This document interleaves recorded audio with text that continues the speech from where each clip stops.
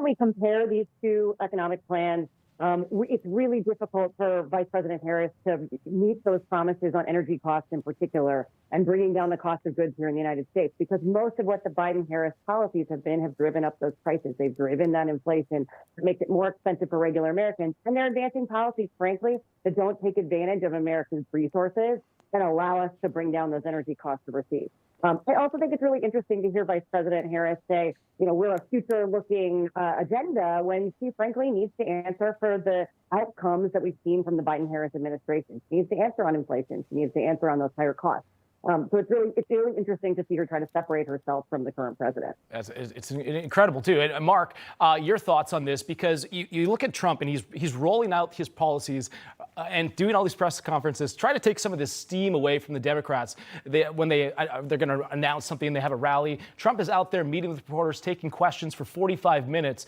But you compare these two simple agendas, and it took forever for her to actually come out and bring this agenda. Your thoughts on whether or not this would work? Kamala Harris's honeymoon is now officially over. When the Washington Post comes out and calls her economic plan a gimmick, when former Obama top economic advisor also says it's not the right answer, it's bad when they can't even get the Washington Post or the former Obama advisor to get on board with this. Look, the American people know Kamala Harris is right. It's about the past versus the future. And in the past, things were affordable. Gas was cheap. The world was not at war. The border was secure. And what we already showed in the past, we can do again in the future. We do not have to go to her Soviet, communist government price controls and free handouts for money to offset the fact that people can't afford to buy their first home because of Kamala inflation Bidenomics. And TW, you look at this, and she wants to government price control the grocery store.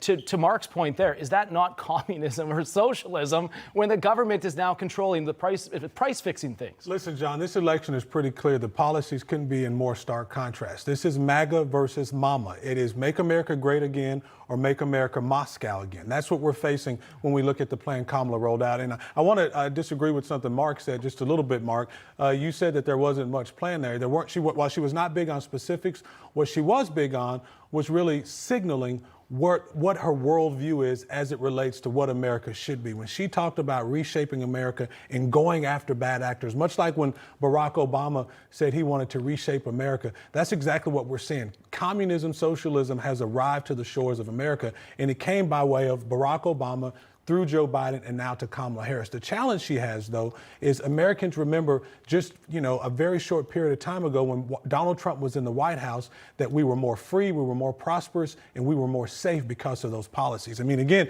when you're vice president of the United States, you only have really one job, and that's to wake up and check the obituaries every day and see if you're still the vice president or the president. But she was given an additional duty, and it was to control the border. She was named the border czar by Joe Biden. As much as she'd like to run from that, she can. And the reality is 15 million people have come into this country. We are not safe in Kamala Harris's America because we know many of those people that have come across that border have committed heinous crimes against American citizens. And the only thing we see coming from this administration is more support, more handouts, and more social services for illegals. We need to make America first again, and that's why Donald Trump, I think, is going to be victorious based upon the policies, not the personalities. TW, great point there. Emily, I want to go to you on this one. You look at if Harris does get elected, what favors is she going to have to owe people that propped her up and got her into this position and continue to rebrand her and forget all of the policies that the Biden-Harris administration is responsible for? Rather than thinking about the favors, let's think about the kinds of policies she's going to put in place. She's going to do things that are federally mandated. She's going to run this country like California. We're going to see those kinds of top-down mandates that make things more expensive across the country. And we just can't afford it. And I think the reality is the American people have to be able to see those policies in place and think about the contrast between, to your point earlier about President Trump's energy prices and his economic plan. We have a good example of what it's going to be like if he's reelected. And we know what's going to happen if we have the most progressive ticket in the history of this country running the country in fall. So I think really we have to think about, like, what are those policies going to be? Good point. Marc, I'll get last word here for you. But you look at Harris and how she's been rebranded here by the media.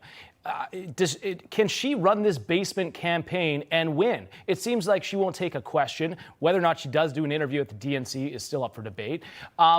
How do you see this playing out? Is it the debate is going to be the testing, the measuring stick here of whether or not she can lead this country?